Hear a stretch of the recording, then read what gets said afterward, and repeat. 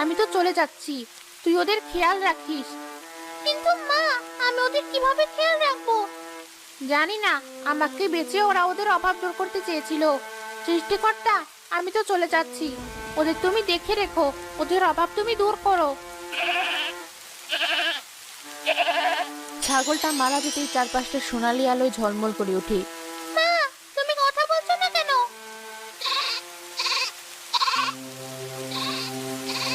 এ কি, ছাগলের ঘর থেকে কান্নার শব্দ আসছে কেন? একবার ওঠো তো, এত বৃষ্টি হচ্ছে, ওই ঘরে তো পানি পড়ে। ছাগলটার কোনো বিপদ হলো না তো? কি হয়েছে, ডাকছো কেন? আরে তাড়াতাড়ি ওঠো, শুনছো না ছাগলের ঘর থেকে কেমন আওয়াজ আসছে? তাড়াতাড়ি চলো।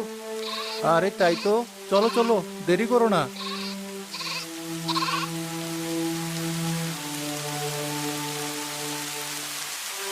এ কি সর্বনাশ হলো, আমাদের ছাগলটা তো মরে গেছে। মনে হয় বৃষ্টির পানি সহ্য করতে না পেরেই এমন হয়েছে। এবার কি হবে? ভেবেছিলাম ছাগলটা বিক্রি করে অন্তত কিছু ঋণ শোধ হবে। হায় কপাল, একই বুঝি বলে অভাগা যেদিকে যায় সাগর শুকিয়ে যায়। ঠিকই বলেছো, কি আর করা, আমাদের কপালে যা আছে তা তো আমাদের মেনে নিতেই হবে। তা তো অবশ্যই। বাইরে যা বৃষ্টি হচ্ছে, এই বৃষ্টিতে বাচ্চাটাকে এখানে রাখা ঠিক হবে না। চলো, ওকে আমরা নিজেদের ঘরে নিয়ে যাই। হ্যাঁ, তাই চলো। ওর মা তো আমাদের ছেড়ে চলে গেছে, কিন্তু ওকে যখন রেখে গেছে, ওর খেয়াল তো আমাদের রাখতেই হবে। আমেনা আর রাজ্জাক ছাগলের বাচ্চাটাকে নিজেদের ঘরে নিয়ে যায়।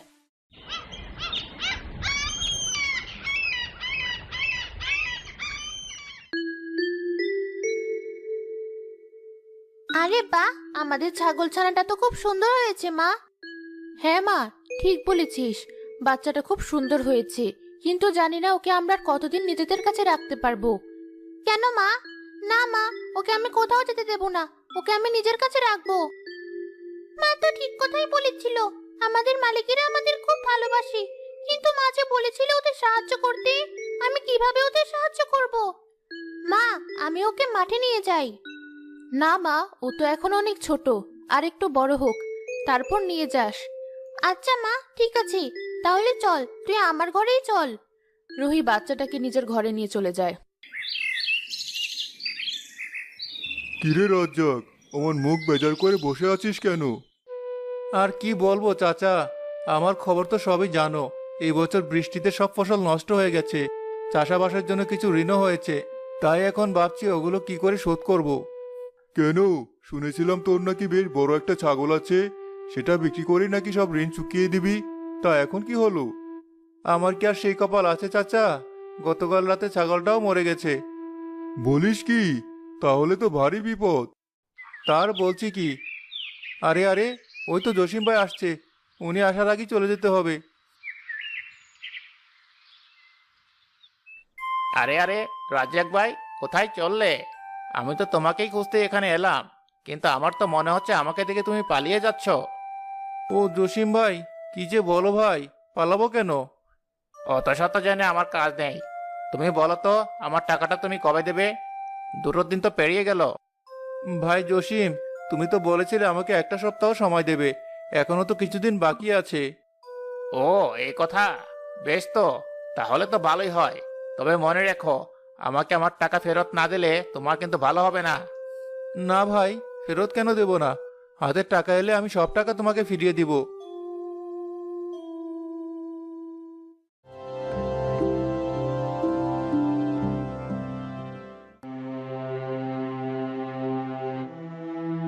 কি বলছো তুমি? এতটুকু ছাগল তুমি বেচে দেবে? এছাড়া আমার হাতে আর কোনো উপায় নেই গিন্নি। আর কদিন পালিয়ে পালিয়ে বেড়াবো বলো তো? কিন্তু এতটুকু ছাগল বেচে তুমি কয় টাকাই বা পাবে? তার চেয়ে ভালো তুমি বরং অন্য কোনো ব্যবস্থা করো। সেসব কি আর আমি ভাবিনি, কিন্তু কি আর করব বলো দেখি। আমার কাছে এছাড়া আর কোনো উপায় নেই। কালকে তো হাটের দিন, একবার নিয়েই দেখি যদি বেচতে পারি। ঠিক আছে, তুমি যখন বলছো, দেখো পারো কিনা।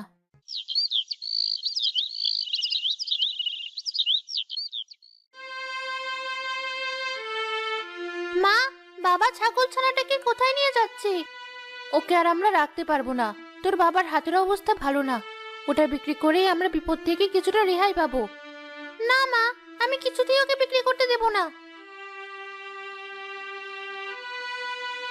আহা রুহি, এমন জেদ করতে নেই মা। ছেড়ে দে, ছেড়ে দে বলছি।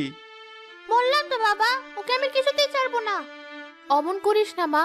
আচ্ছা, হাতে টাকা আসুক, আমরা হাটে গিয়ে তোর জন্য আরেকটা ছাগলছানা কিনে আনবো। হানি, মেয়েটা আমায় কত ভালোবাসে। আমারও তো এই বাড়ি ছেড়ে যেতে ইচ্ছে করছে না, কিন্তু কি করি?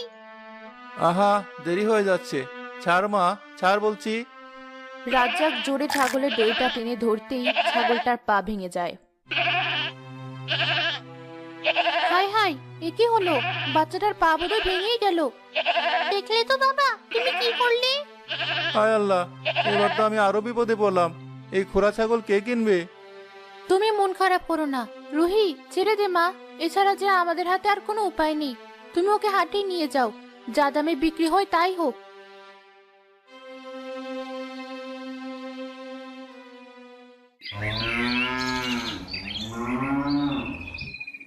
আসুন ভাই, আসুন, সস্তা দামে ছাগল কিনুন। এ বাবা, এ তো দেখছি খোড়া ছাগল। এটাকে আবার হাটে এনেছো? নিন না ভাই, খুব সস্তা দামে ছেড়ে দেবো। না বাবু না, তোমার ওই খোড়া ছাগল নিয়ে পরে আমি বিপদে পড়তে পারবো না।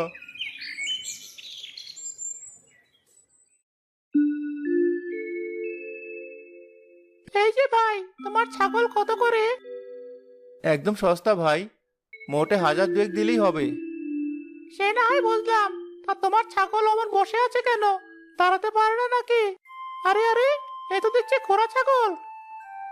না মানে ভাই, আজকে হাটে আনার সময় এমন হয়েছে, তাই তো এত সস্তা দাম। তোর বাবা, শুধু শুধু নিজের সময় নষ্ট করলাম। ওই ছাগল সস্তা কেন? মাগনা দিলেও নেব না। সারাদিন কেটে যায়, তবু রাজ্জাক ছাগল বেচতে পারে না। হায় আল্লাহ, আমার কপাল কি তাহলে এতই খারাপ?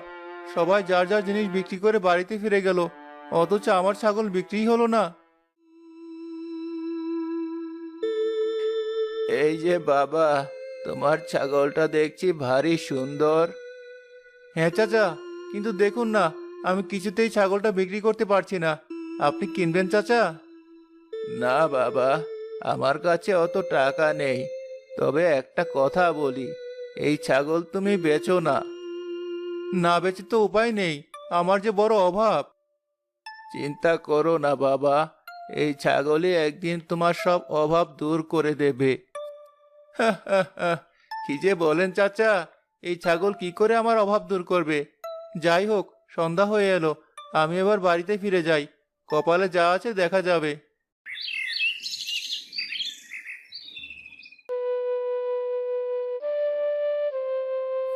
অত চিন্তা না করে খেয়ে নাও। চিন্তা না করে কি উপায় বলো? দেখতে দেখতে 3টা দিন কেটে গেল, এরপর আর জসিমকে কি বুঝাবো? বললাম তো, অত চিন্তা করো না।